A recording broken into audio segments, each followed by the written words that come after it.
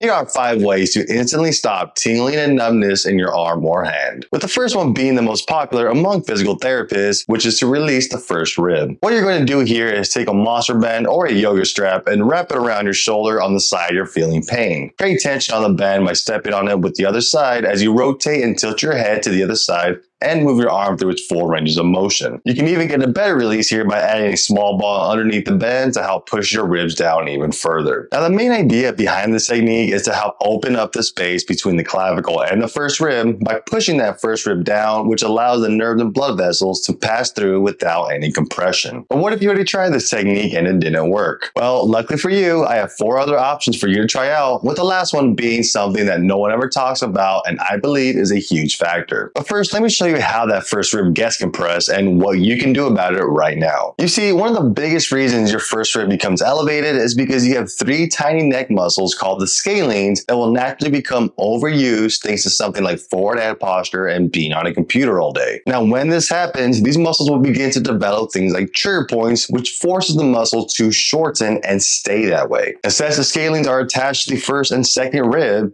it will begin to pull the first rib up into the clavicle, which then creates your compression and the pain. On top of that, the nerves and blood vessels that go underneath the clavicle literally come out of the scalenes, which means if this muscle gets tight, not only can it pull that first rib up and create compression, it can also squeeze on the nerves and blood vessels coming out of the neck before they even get to the clavicle. So with that said, let's get rid of those trigger points. Start off by finding the scalene muscle, which is located right behind your sternocleidomastoid, but in front of the upper traps. Now, locate the most tender spot within the muscle and hold static pressure there. Now, if you've never worked on trigger points before, then understand that it may be tender, it can create nervy-like pain, and you may even feel pain in other areas of the body, like the back of the scapula, for example. All of this is very normal. All you have to do is hang out on that tender spot for roughly 30 to 60 seconds and pay attention to the pain. There's a good chance that pain will either dissipate, move around, or just go away completely. All signs that you're working on trigger points. And of course, with that said, if the pain gets worse and worse over time, then that's when you want to get off it and find a different area. Now, to help release those trigger points even more, we can also perform some micro movements besides static pressure. In order to do this, all you're going to do is rub that trigger point in different directions for roughly 30 to 60 seconds. You may also notice that some directions feel different than others. And if that is the case, then work on the area that feels the tightest. Now, when it comes to the body, there's another muscle that also attaches to the first rib, and sadly, no one ever catches it.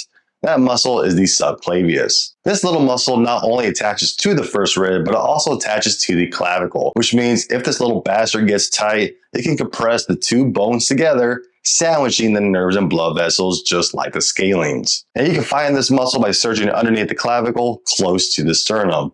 And once you find it, start by performing some static pressure for 30 to 60 seconds. But then, instead of micro movements, perform a pin and stretch by rotating your shoulder forward and backward. This will help strip out the fascia and loosen any trigger points by moving the clavicle. Do this for another 30 to 60 seconds. Now, if your problem isn't in the neck or the clavicle, then it might be coming from the shoulder joints. And there's 2 main muscles that may be causing the problem. The more common issue is going to be the pec minor, because once again, this is just one of the muscles that gets short and tight naturally thanks to our daily habits. And when it gets short and tight, it will compress on the nerves and blood vessels that run right behind it, especially when you're raising your arm up in front of you. In fact, having a tight pec minor is so common that if you decide to have a TOS surgery, don't be surprised if they want to cut off the pec minor along with the scalenes. To release trigger points in this muscle, find the most tender spot in the top corner of the chest, right next to the shoulder.